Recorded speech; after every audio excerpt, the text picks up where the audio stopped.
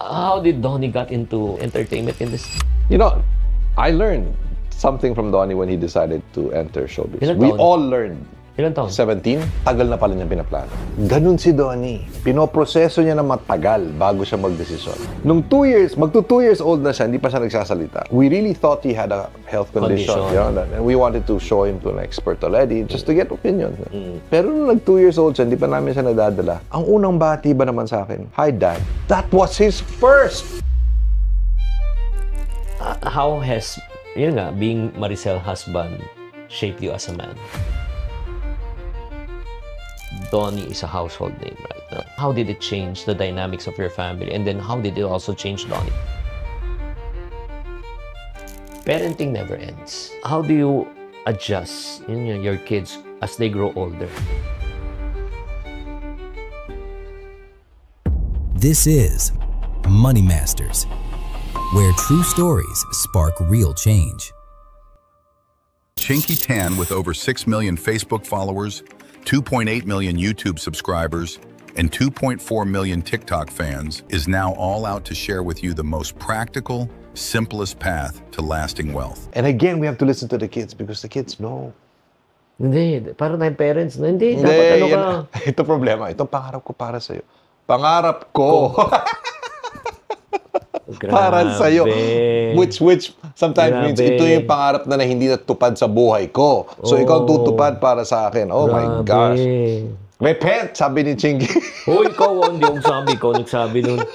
Hindi, sabi mo repent, di ba? Hindi, alam mo guys, ano talaga, you as parent talaga, ikaw naman, alam mo naman yan, pinilit ka naman nung nga. Tapos gusto mong gawin yan sa anak mo. Pasahan, no? No, you can break the curse. Now. Right? So right now, as you mature, how do you balance accepting who you are right now and pushing yourself to innovate and change? Iba eh. Well, yung sinabi ni Collins, di ba? Preserve the core, stimulate progress. I mean, that's the secret of 33 companies that have lasted at least 100 years. They know how to preserve the core every time they stimulate progress. Right? So, wag mong kalimutan nga kung sino ka. When a tree grows, dumadami yung rings niya, di ba? Dumadami yung rings niya. The more rings, the more it ages, yes, pero the roots grow deeper. Grow deeper. And then the fruit is sweeter. Galing. Di ba? So you stay true to who you are and you remain productive, right? So, totoo yun na the more mature, actually, the sweeter the fruit. Di ba? Hindi, honestly, we haven't had this conversation for a long time. Pero alam mo, Anthony, sobra. Ang lalim mo na. Ito ang sasabi ko. Yes. Ang lalim mo na. I mean, I've heard you talk about pero the things that you're sharing right now with us, it's really deep. Well, I wanna thank the people that I've engaged with, including you. You know, I wanna thank the partners that we've had through the years, kagaya ng mga kliyente natin, kasi sila yung mga dahilan kung ba't tayo lumalalim, right? Because you can't deal and engage with clients who wants what's best by giving something mediocre. Kailangan lumalim talaga. And you will not have a 30-year marriage if you don't go deep. You know, Ilan taon na Maricel. 33 years na kami, or turning 33 years of marriage this year. Yeah. So, Maricel has been my maturing partner, you know. Siya ang dahilan kung bakit ako lumalalim. Hindi ka pwedeng mababaw pag si Maricel ang asawa mo. Naku, sabit ka. Oo nga eh. Parang yan nga eh. Actually, yun nga, di ba? Parang talking about that already. Marriage always changes a person. Di ba? Yeah. Either for the better or for the worse. So, how has, yun nga, being Maricel husband shaped you as a man? She really encouraged, hindi na force yung ginamit, me to put my family first. Next to the Lord. Unahin natin ang Panginoon. So lalabanan niya ako, you know, pag inuuna ko negosyo, pag inuuna kong advocacy ko, kasi I'm a very service-oriented person, which I picked up from my parents, my dad. For example, yung spending time in vacations. I did not go on vacations before. Hindi. Sa akin, mahaba na isang araw eh. You know? Pareho tayo. Pero si Maricel, talagang block off this time. We will travel as a family. And then and then during the time you get sick. I also get sick when I take vacation before. You know. It was when I was struggling, you know, on this balanced family work that Senior Vice President for Corporate Affairs of McCann reinforced it. Sabi niya, Anthony, make sure your family, which includes Maricel, gets the best of you. Not what is left of you. Yes. Grabe. Yun, tumatak talaga sa akin. But I also think, and of course, my family, my wife, my team has to affirm this, that I'm a kinder person. No. I'm a more mellow person. Oh, yeah. Because of my wife. Of course. I am a more engaging. I listen more. Kasi dati, go-getter ako. Diba? naman. Kilala mo rin ako. You want to conquer the world. Ganon, di ba? You want to be the best. You want to be... Ay, grabe to. Ito lang, just to give you ISEC leader to. Lahat ng org, parang okay, siya na. Oh, pero gosh. grabe. At saka, ako, ito lang, siguro nakalimutan nito ni Anthony. On our way to Bulacan, I cannot forget this. Oh my gosh. Mag-session tayo nun, di ba? Ito yung nakihits ka, di ba? Yeah. Be kind to me. Be kind to me. May reveal ako dito. Oh my gosh. Grabe, during that time when head over heels siya kay Maricel. Naniligaw pa siya noon. During that time, nag-uusap kami. Sabi ni Anthony, siya na talaga. Sabi ko, grabe talaga. No? At saka yun nga, yung pagka-respeto mo your respect towards her, and then you said that you're gonna talk to the parents, you're gonna ask permission from the parents, and then sabi ko, look where you are right now after 30 years. Kasi nga, you are a man of your word, and you are a man who's after God's heart. Since you want to honor God, you want to honor God in your relationship. I just want to remind you of that. Thank you. You know, the other day, ano ba ngayon? Yes, just 2 days ago, Hannah daw was so shocked because when Maricel was cleaning her cabinet, nandun si Hannah sa banyo, biglang may nahulog na papel dyan. Yung aming dating guidelines ni Maricel. 4 pages. Nagkaroon kami ng dating guidelines. Oh, like, one sample, anong highlight? We will not go into places that are dark. Tapos sa dulo, pinama kaming dalawa at may dalawang witness kami. Tatay niya, nanay niya. So si Hannah, oh my God, Dad! It's old-fashioned. You raised the bar. And then, tumaas daw yung bar na naman niya kasi, you know, she's still single, So, sabi ko, wow, buti na lang na-preserve di Maricel yung dating guidelines. Dapat basahin niyo yun. Yeah. So, nandun siya some people might say right now it's irrelevant, but I can still remember during that time. Ganun din. You were one of our talaga. You got married earlier than us. So, naging inspiration sa amin yan Sinabi ko naman, I want to honor my wife. Again, kanya-kanya yan, walang basagan ng trip yan. Kung kayo gusto nyo, anong gusto nyo, wala naman. Pero it's my choice. Na sinabi ko, I want to live a family na talagang wants to also honor God.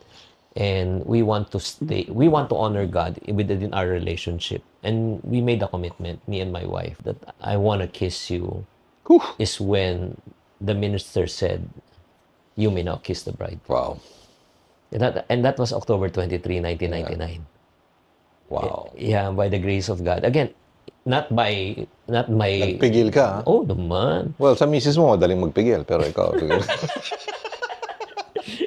Siya, nagtiis ako, nagpigil. Hindi, yung parang, talaga, grace lang talaga. It's really, hindi dahil sa, magaling tayo. Pero, I had that vision through you, through another, si Manny Carlos, si Pastor Manny Carlos. So, I just took it upon myself. Sinabi ko, because I want to leave a good legacy to our kids and something that I can pass on, di ba? To my next generation to say that. If they want to follow that, fine. Yeah. Pero nasa kanila na yun Di ba? They're adults. Yun ang importante talaga ang mentors They keep they keep the bar high. Yeah. So before Maricel and I got married, nag-attend kami ng isang marriage session, marriage seminar. Dwight Hill, who's passed away, God bless his soul, from the Navigators. Nagkwento siya na he kept himself pure. You know, before he got married. Yes. Sabi niya, only on honeymoon night. Yeah. So, did not engage in sex until honeymoon night. And so his honeymoon was a nightmare. So it was a mess kasi wala siyang alam, you know? Yeah. So parang nag-regret siya. Dapat siguro nag-practice ako, dapat siguro nag-live-in muna kami. But then he realized why it was worth it. 13 years after. Paano? Why? Because his son, who was 13, went to him and said, Dad, everybody's doing it in school. You're the only one I know who didn't do it before marriage. Can you please tell me it's worth it? Because if you tell me it's worth it, I will. Grabe. Doon lang niya na-realize, 13 years after, it was worth it. And I held on to that. Kasi kung hindi, Wala siyang testimony. Wala siyang... Not only that, my dad also, diba, parang, Yeah, wala. So I was a virgin when I got married. And I don't say that much. But that's because of the testimony grabe. of those who had gone before me who said it's worth it. Oh. Ano natin to? Pang hook nito. Meron ka na. Grabe But can I ka. say something here? The mentors, ikaw, bro, tayo, magkakaibigan, you know, we're inner circle friends. Importante to. I read it just the other day. This guy was saying, why is it that I feel I'm not accomplishing as much as I should? Yung feeling ko parang there's so much more. Parang kulang. And then he realized, kaya naman pala. Because every day, every week, every month, I raise the bar. My mentors helped me raise the bar. Kaya naman pala, feeling ko there's more to accomplish. Not because I'm not accomplished, but because the bar is constantly raised. Yeah. So therefore, there's always a gap. A good gap, you know, that gets me out of bed in the morning to go higher. Yeah. Right? Hey guys, if you're out there right now and you are a parent, diba? Or you're a husband, you're a wife, you want really to know, again, this is not saying that they're a perfect family. We're not perfect. No one's perfect.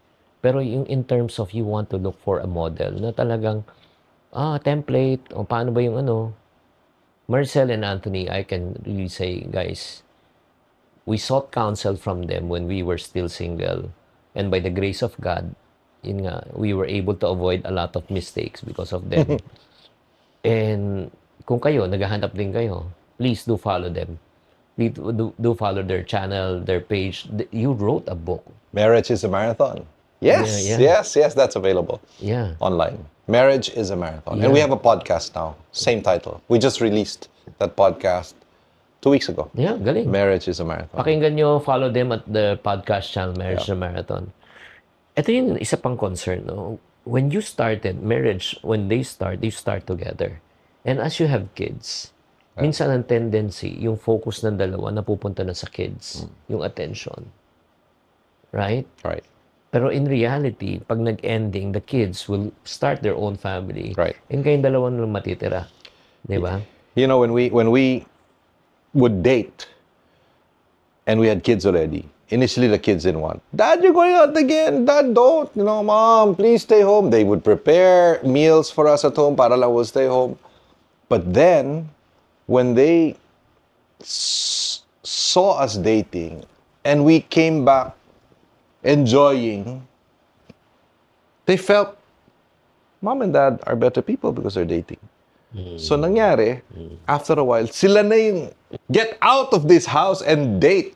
Which means they saw that when parents put themselves as priority over the children, they overflowed to children. Yes. So sina Ben, sina Donnie, Hannah, they were the ones telling us, Dad, remember, yung kasunduan niyo ni Mommy, that you will go out every Friday night whether you like each other or not.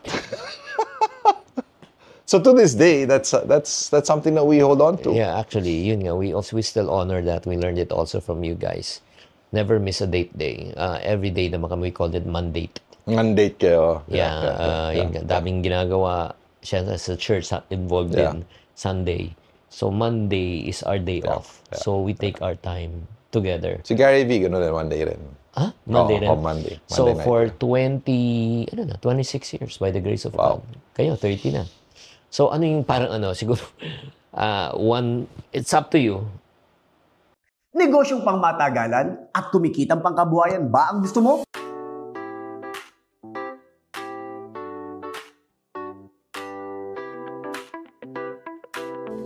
Mag-franchise na sa Rigasco. Husband, please never stop pursuing your wife. Hindi porket napao mo na mag-asawa na kayo, nagkaanak na kayo, huwag nyo nang ligawan. I'm sure you still pursue. By the grace of God, because the Lord, the scripture reminds me that I will present my wife blameless. Diba? So if my wife is not yet blameless, if there's still gaps in her walk, I am being asked by the Lord to, come on, help fill that gap. Yeah. Spend more time, encourage her, build her up, So let's not take them for granted. Alam mo, kaya nga the relationship gets sour, or probably we fell out of love because the reason why you fell in love because you pursued her. Even up to again, 30 years, 20 plus. Are we perfect? Not at all. Are we struggling? Yes. We need to become creative every Valentine's Day and we need to be creative. Diba? Parang every birthday, Valentine's Day, anniversary, we need to be creative. Kulang na lang pumunta kami ng Mars. Para maging bago naman. Diba? Pero magaling ang mga bata dyan, my kids, I thank them. Sila ang aking inner circle dyan. Dad, what are you getting mom for like this? Why don't you get her this? Salamat naman. Oo, so meron na akong mga galing sila prompting. May prompting ako doon. So, notifications from the children. So ngayon, let's go to the progression. Change na naman to. Mag-asawa na kayo ngayon. And then right now, nagkaanak kayo. Parenting never ends. Yeah. How do you adjust your kids as they grow older? Kasi iba yung 0 to 2, 3 to 6, 7 to 12, and then 13 and above. Well, sinabi mo na yun, diba? So the fact that there's stages, right? Then your parenting style has to evolve with the stages. Maraming models. For example, grabe tong session natin. Diba, una caregiver ka, tas coach ka, tas consultant ka, tas companion ka. That's one model, for example. Kasi alagaan mo, after a while, tuturuan mo, after a while, kailangan nandiyan ka na lang, step back. Because they have their own minds, which is the case for Ella, Donnie, Hannah, Benz, yung apat na yan, 20 plus na lahat yan. So now I'm more of a consultant. And then later on, companion, parang kaibigan na lang, di ba? So it's a progression of your relationship, and you have to honor the boundaries. And I love this statement, blessed are the ties that free. What do you mean? I still have a tie with you. May ties pa rin tayo. But the ties do not constrain you. They free you. Blessed are the ties that free. I still have a connection with you, but it's a connection that gives you freedom. Right? It does not imprison you. So, as my children grow, parang, sabi nga nila, parang kite yan di ba? You have to keep on letting the lines go. Di ba? Para lumipad. Pero meron ka rin konting standby na pag kailangan. So, you pull them back. So, when do you pull back? Yun nga. Like for example, yung alam naman natin, di ba? Minsan may decision silang alam mong mali na. Alam mong maging When do you pull back? Well, the Bible says, snatch them out of the fire. When you know it's going to endanger them. When you know that clearly this is a black and white issue. This is a clear compromise. I have enough of a relationship with my children, and they give me the permission. Dad, pull me back. Confront me pag kinakailangan. So kailangan i-earn mo rin yung trust na yon. Diba? Na pwede mo silang pagsabihan. Pag nakikita mo talagang nalalagay sila sa alanganin, when they're put in a very compromising situation. So, it's something that you agree on with them, lalo na pag adults na sila. Actually, I'm not just their parents, I'm also their manager. So merong konting professional, rin yun, We manage their careers So meron kaming guideline, meron kaming kasulatan when we are parents, when we are managers, and when we step in out of the situation. Talking about management, okay, yung parang maraming tao ngayon, Anong ma-manage mo? Ba't ko minamanage na?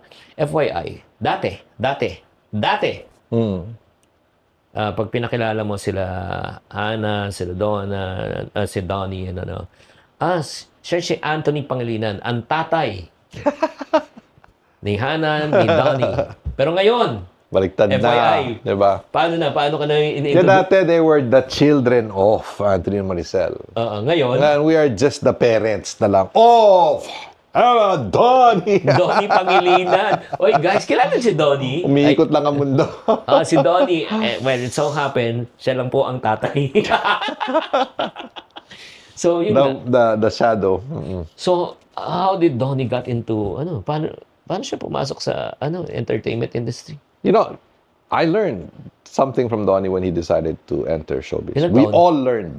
Ilan taon? 17, more or less, nung pumasok siya. Tagal na pala niya pinaplano. You know? Ganun si Donnie. Pinoproseso niya na matagal bago siya magdesisyon. Nung 2 years, magto 2 years old na siya, hindi pa siya nagsasalita. We really thought he had a health condition. You know, and we wanted to show him to an expert already just to get opinion. Pero nung nag 2 years old siya, hindi pa namin siya nadadala. Ang unang bati ba naman sa akin? Hi, Dad. That was his first. Hindi dad, no? Hindi dad, Hindi papa. Hindi dede. Yung pala, pinapractice niya. Para pag ginawa niya, magaling na siya. Wow. So, nung Perfectionist. 17 siya at sinabi niya, Mom, Dad, I'd like to enter show business. Ang tagal na pala niya pinoproseso because he's the introverted guy, you know, not so engaging. Yeah, actually, I've met all of your kids and I haven't really noticed Donnie. Oo nga, kasi on the side lang yan Ang focus ko pa nga si Hana at si Benj. Of course, the bubbly ones, you know? Diba? Miss Congeniality yata si Hana, diba? Lahat kinakaibigan. Yun. Yun. So we were all surprised. But the moment he decided and we agreed that he would have to do it on his own, we're not going to, set him up. So he went through all the auditions. Talagang 100% na yung utak niya. He took Tagalog lessons. He went to all auditions. Talagang decidido siya. Inglesero kasi. Sinabihan niya lahat ng mga yaya niya, driver sa bahay. Talk to me in Tagalog. Yes, talk to me in Tagalog. Tapos lahat ng audition pinuntahan niya, oh my God, uyan, minsan rejected. Talaga? Iyak yan, pero tuloy lang siya. Yeah. Resilient, Yes. So this guy sets his mind and then prepares preparation before execution. Yeah, Ganun talaga siya. So when we saw na talagang nasa puso niya, then we supported. And I've been asked, Tito Boy nga asked me, Anthony, how do you manage your children? I said, we're just the wind. I use an acrostic, and this guides me and Maricel. WIND. Number 1, basta walang plastikan, being. Diba? Being. So pag sabi niya, Dad, this is really not for me. Okay. Ganda-ganda pa naman ng kontrata. May commission pa naman kami. Siyempre naman. Pero pag sinabi niya, this is not from my core. Walang plastikan. Pangalawa, iniisip ang iba. So always thinks of others, the stakeholders, the producers, but the cameramen. So this guy is, is known as one who loves everyone, Yeah, galing. The third is, nagbabasa ng kontrata. Nagbabasa. Alam niya lahat ng deliverables niya. Galing. Alam niya, hindi pipirma ng kontrata yan na hindi niya alam kung ilan ang deliverables niya, ilan ang kailangan niyang events sa puntahan, how many videos he has to produce. That's all very clear, his deliverables. And finally, dumadating sa oras. So, Wind. So, professionalism na Sino negotiable. gumawa nun? Kami, ni Maricel. Okay. Just as a guide for us. Yeah. And those 4 just guide every decision that we make, every engagement that he gets into. Whether it's Ella, because she's the TikTok girl sa family, and then you have Donnie, and then you have Hannah, who's the YouTube producer and director. Yeah. Benj is the singer. So, that guides us. Kayo. Para kayong Bontrap family. Diba yung sa Sound of Music? So yun nga, I'm sure right now, whether you like it or not, Donnie is a household name right now. Diba? Yeah. How did it change the dynamics of your family? And then how did it also change Donnie? Yung back tayo? Kasi maraming kilala, Donnie sikat and everything. Pero paano yung pagkatao niya? You as a father, you as a parent. Donnie is one who holds us accountable for commitments that we make. Kasi ganun din siya. Donnie has also helped me and Maricel. If you think we are givers, oh my God. This is the real giver. He will shame me and Maricel in what he gives away from what is given to him. I don't know if you heard of that story na hospital si Benj at kailangan niya ng dollars. Kinuha niya lahat ng savings niya. Bata pa siya, no? Wala pa siyang kinikita. 7 years old, lahat ng savings niya. At nakaipon siya, nakabi siya ng $3. So, bibigay niya na sana kay Maricel, nalaman niya, pupunta pala kami ng Amerika, binigyan kami ng tickets ng isang airline. Oh my God, the family is gonna go. He said, Ma, I'm going to the US. Yes. But I also need baon. Right? So, magdadalawang isip siya, di ba? Sabi ni Maricel, God will bless you, Benj. Donnie, just binigay niya. Same day, that night, narinig ni Jamie Rivera, inabutan si Donnie ng $10. I heard what you did for your brother. Here's 10. Wow. Si Ate Shawi, Donnie, I heard what you did. Here's 20. Wow. Papunta sa amin si Donnie, Dad, Mom, times 10. Hindi na nawala sa kanya yun. Wow, so in terms of time, in terms of resources, in terms of making himself available to the family, he's the number one giver. Iba yun. You know? Alam mo, that's the testament. Probably, Anthony doesn't know this. Lately, I saw and watched Showtime and Vice Ganda and they had guests yung mga, I think, workers siya. Yeah. At ang dami na nakapanood sa episode kahapon at ang daming naantig ang mga kalooban, di ba? Isa dyan, ang kaibigan natin na si Donnie Pangilinan. Tumawag talaga siya sa akin kahapon. Sabi niya, Vicey, sabi niya, durog ako. Nasa taping siya kahapon ng bago niyang teleserye, sa Malayo, sa Pilipinas. Sabi niya, nadurog ako, hindi ko kaya yung episode kahapon. Tapos sabi niya, may chance pa ba na makita mo sila ulit? Sabi ko, bakit? Pwede ko naman sila ipatawag. Tapos sabi niya kasi, hindi kaya ng kalooban ko, kaya gusto kong magregalo. Si Donnie Pangilinan ay nagpadala sa akin ng 300,000 pesos. Wow! Para bigyan ng tag 15,000 kada player kahapon na kariton vendor. Kaya naman, ipinatawag natin ulit, papasukin ang ating mga kariton vendor. Ayan. Nakita ni Donnie kayong lahat po kahapon at narinig niya yung ilan sa mga kwento ninyo. Ang kwento ni Kuya Bonjing, ang kwento ni Ate Rosie. At hindi pa nga narinig ang kwento ng lahat eh. 2 kwento pa lamang ang naisiwalat sa atin kahapon pero talagang dumurog at nagpalambot ng puso ng napakarami nating kababayan. Isa na po si Donnie Pangilinan. At napakaaga po ng Christmas gift na gusto niyang ibigay sa inyo. Nagpadala po siya ng tag 15,000 para sa inyo. So, to cut the long story short, he gave 300,000 pesos. Man. Yeah. Ganun yun. And FYI, hindi niyo pinabroadcast yun, Oo nga. It was just si Vice Ganda who was so probably happy, elated. Yeah. Grabe. Simula lang yun because ang natutunan niya sa atin, pati sa kanyang pag-oobserba sa negosyo, that if you give the money fish but does not know how, baka mawala lang yung fish na yan, di ba? So, he added a commitment to these people to train them on entrepreneurship. So, yung 300, simula lang yun. Wow. Yeah, para hindi siya masayang. Kasi yung mga tinulungan niya, mga vendors Vendors sila eh. So, micro-enterprise training is the next thing Galing. for these people. Iba yun, iba talaga. So, I just have to say that is generosity in action, which of course first came from the Lord, but is being channeled through Him and transforming me and Maricel in the process. Tapos na tayo sa first part of your career, marriage mo, family mo. And there are certain moments in the life of Anthony when things don't go plan as you planned it. Diba? How do you rebuild? Yung parang, was there a moment na sinabi mo na, ay, hindi na yata akong relevant. Because I had those moments also. How do you rebuild your sense of direction when you're at the bottom of the pit? Oswald Chambers wrote this, and I've embraced it as something that applies not just to sinners or others, but even to me. That often the Lord will wreck a life before He saves it. Wow.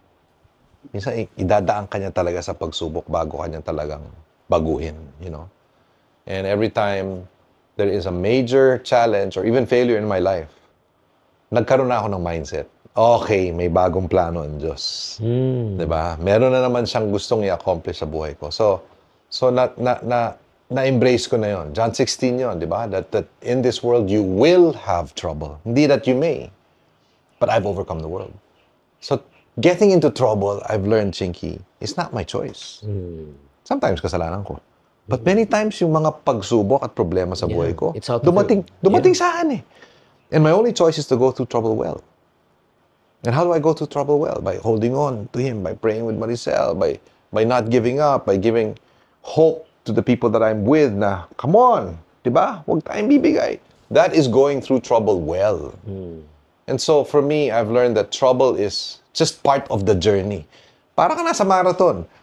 There are times I would run a marathon, nasa 15 kilometer pa lang ako. Hindi ko na alam kung paano ko tatapusin, di ba? Sometimes they call it hitting the wall. Parang bang, you know? And when you hit the wall, what do? You don't go over the wall, you stay, you stop, you regain strength. So minsan talagang kailangan tanggapin mo lang, no? Na this is a moment to retreat. Kaya nga retreat ang tinawag eh.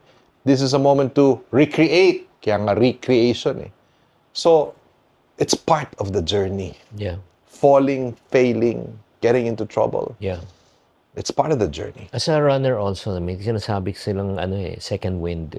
Oh, yes. Diba? May third pa, may fourth. Yeah, explain to us. Kasi hindi ako runner eh. Ano lang ako eh. Watcher ako eh. I watch people run. But I don't run. Hindi kasi, masakit. I tried running talaga. Sobrang sakit dito. Yes. Yung pain na parang hihimatayin ka na. Yes. Na-experience mo yun? Of course. So how do you, tapos yung body mo talagang, nanginginig na? I'm sure you experienced that. How do you regain that second wind? Well, first of all, you have to learn to diagnose properly. Bakit nangyayari ito? Anong rason nito? Bakit nga? Baka nagbadali ka. Okay. Or baka nagkulang ka sa hydration. Practice. Oo. Diba? Or mali yung nutrition. So sometimes you have to change your diet during the run. Sometimes you take salt tablets para mawala yung cramp. So kailangan ka rin, marunong kang mag-diagnose ng situation. You have to assess the facts. Like in business, diba? Okay, accept the brutal facts. Sabi ni Jim Collins, diba? But you have to anticipate a brighter future. So I've learned that when you are in a situation while running, it's because something happened and you have to read it right. Yeah. Because if you diagnose wrong, you will prescribe wrong and treat wrong. But if you diagnose right, you will prescribe right and treat right and healing is happening. So, may mga panahon na kailangan baguhin mo lang yung diet, kailangan maghanap ka lang ng motivation. Oh my gosh, importante yung minsan meron kang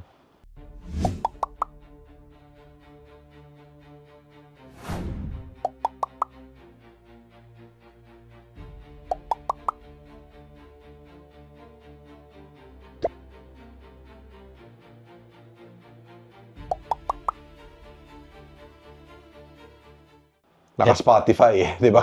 Tapos pakinggan mo ulit si Rocky, di ba?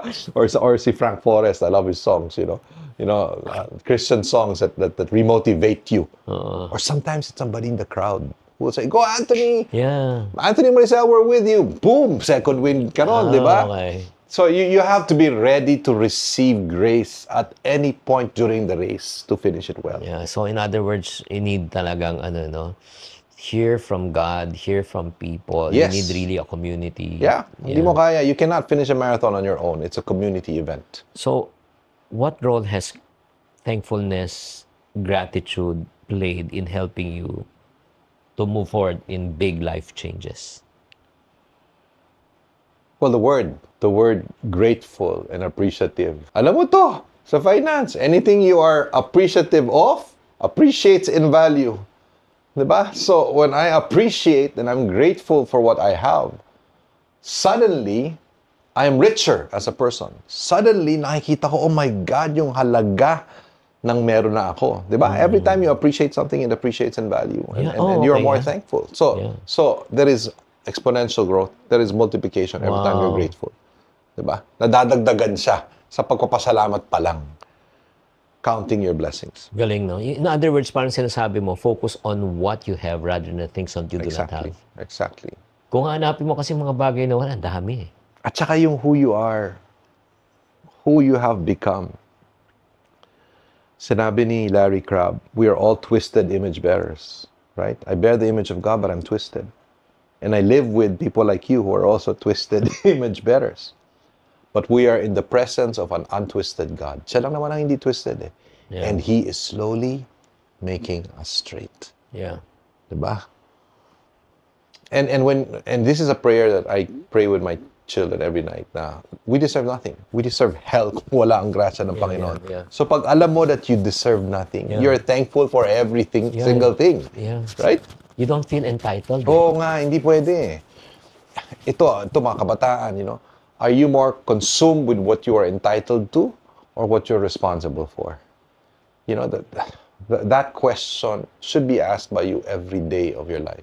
Am I more consumed with what I'm entitled to or what I am responsible for? Hey, people out there, no? Siguro mag-segue lang before I go to my last question. My prayer for you in this episode is for you to, number one, know yourself, know your purpose and calling in life. And on top of that, once you discover your purpose and calling in life, it's not only to serve you, to also help you to fulfill your personal dream. It's also to help other people with your calling and gifting. Alam mo, pag ginawa mo yan, mas madali yung process. And after you have discovered that, let me encourage you, find people who can really coach you, guide you, and mentor you. I'm really so thankful. And you know, you will find a real person if these people can tell you that you have body odor or you have bad breath. Ito lang siguro, I want to honor Anthony. He was one of the first few people when I was starting, called me out. Uy, ingat-ingat ka lang sa pagko-quote mo. Kailangan alamin mo kung saan nanggaling ang source. Kasi minsan narinig mo, pero kinote mo. Di ba? Hindi mo naman kinedit. Remember that? Oh my God. Kalimutan ko na, bro. I just want to remind you. Oh. Because of that, I became mindful. Yeah. It's not because, yun nga, we innocent, pero but still, it's still wrong. Kaya nga, because of that call out, that was around 18 years ago, up to this very day, yun nga, I just want to thank you for that. Ikaw rin, call out mo rin ako eh. Diba?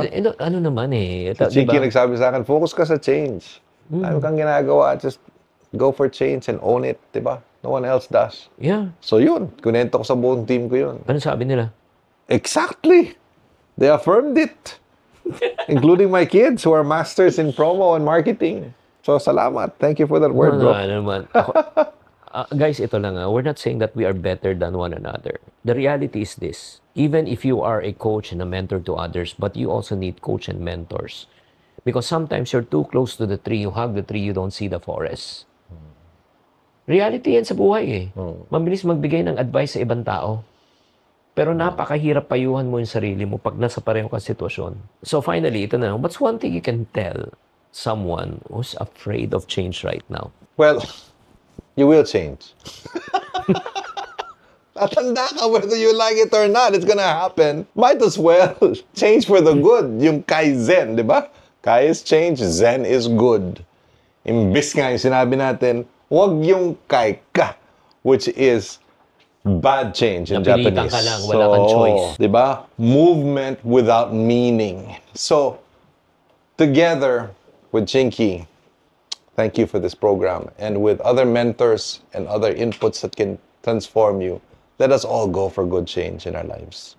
That's all I can say.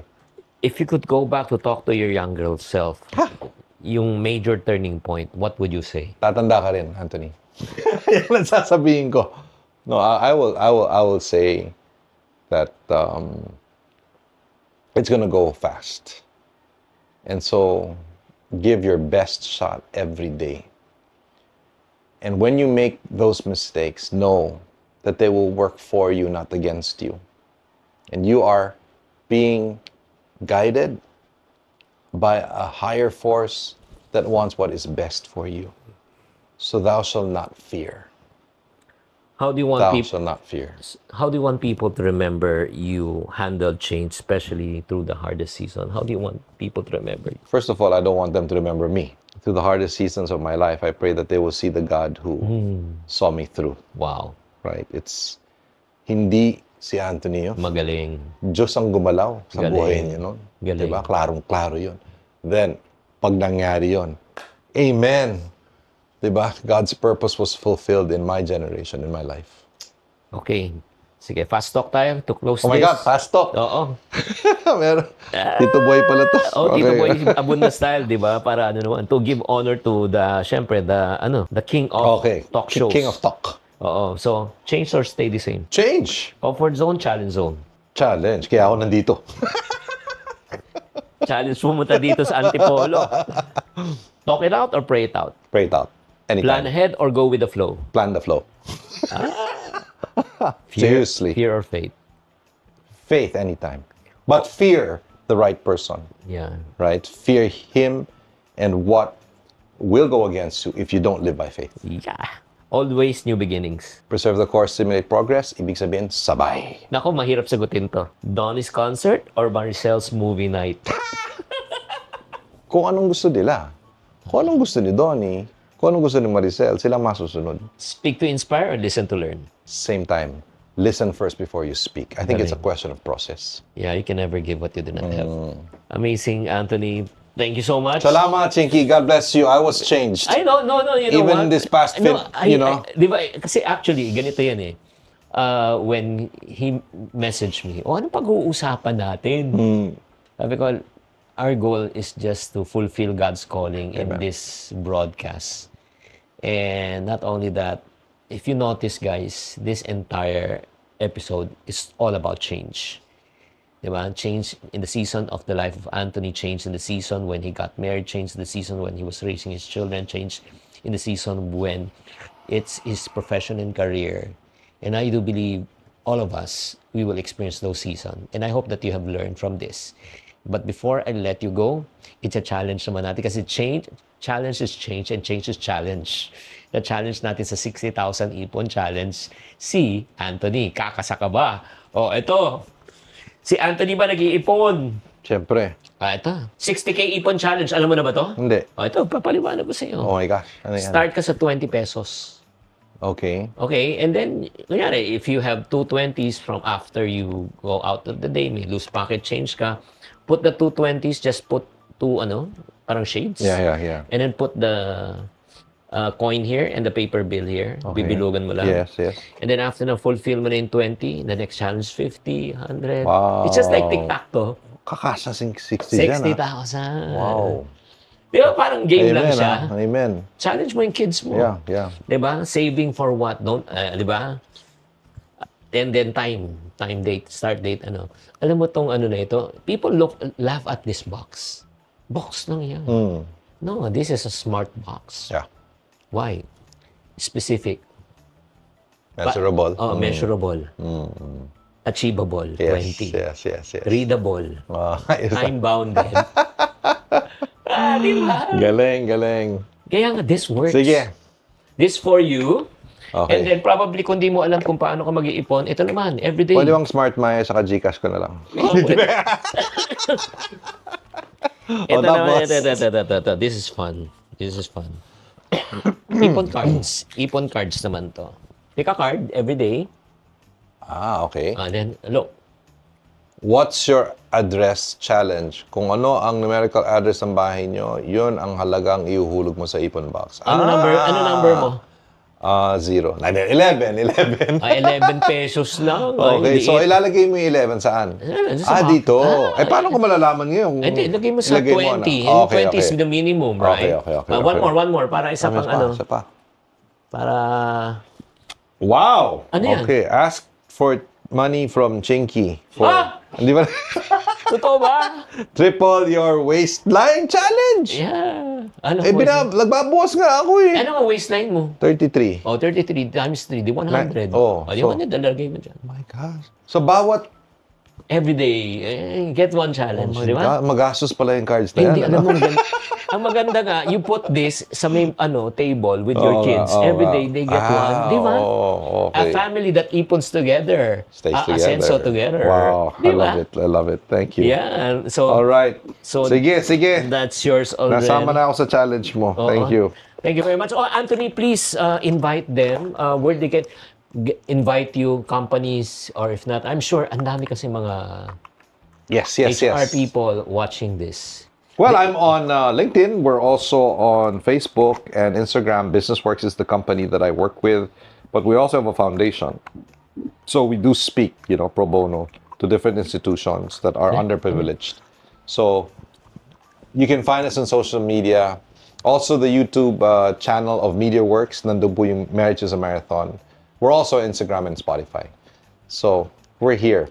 If you want to see us, we are available and we are present. There you have it, guys. I hope that this session is a life-changing session for you. If this session really ministered to you, I pray that that you will go through changes with courage, not with fear, with faith and certainty. Because I do believe that God is a God who will never leave you nor forsake you. Siguro, pahabol na lang, pasensya na. I just sense na, is it okay for you to close this in prayer for especially people who are losing hope? Sure. With, daming changes. Sure. Daming nangyayari sa buhay nila. Yeah.